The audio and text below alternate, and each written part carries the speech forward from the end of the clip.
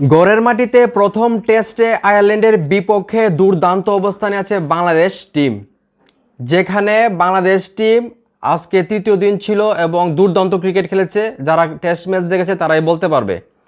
আমরা সবাই জানি বাংলাদেশের বিপক্ষে আয়ারল্যান্ড দল প্রথমে ব্যাটিং করতে নামেন এবং অল উইকেট হারিয়ে 286 রান করেন, যেখানে বাংলাদেশ ব্যাটিং করতে নেমে 587 রান করেন 8 উইকেটের বিনিময়ে। পরে তারা ডিক্লেয়ার করে দেয় তৃতীয় দিনে এসে এবং আয়ারল্যান্ড দলকে আবারও ব্যাটিংয়ে আমন্ত্রণ জানায়। দিন শেষে আয়ারল্যান্ড আজকের তৃতীয় দিনেও কিন্তু ভালো সুবিধা করতে পারেন নাই, 86 রানে 5 উইকেট চলে যায়।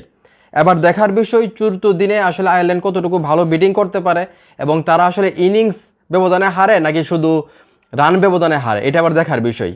যদিও আমার মনে হইতেছে আয়ারল্যান্ড দল আসলে চতুর্থ দিন শেষ করতে পারবে না, তারা হয়তো 2-3 ঘন্টার ভিতরেই আসলে সবাই আউট হয়ে যাবে। এবার দেখার বিষয় বাংলাদেশ দল কত রানে এবং এক ইনিংসে জিততে পারে কিনা। তো এখন এই মুহূর্তে যারা ভিডিও দেখতেছেন, আপনাদের কি ধারণা বাংলাদেশ দল কি পারবে আয়ারল্যান্ডের বিপক্ষে? প্রথম টেস্ট তো জিতবেই, কিন্তু কত রানের ব্যবধানে জিততে পারে বা ফার্স্ট ইনিংসের ব্যবধানে জিততে পারে কিনা, দ্বিতীয় ইনিংস কি বাংলাদেশকে নামতে হবে মাঠে? সেই বিষয়গুলো আপনাদের কি মনে হয় তা অবশ্যই কমেন্ট করে জানাবেন। ভিডিওটা ভালো লাগলে অবশ্যই শেয়ার করবেন।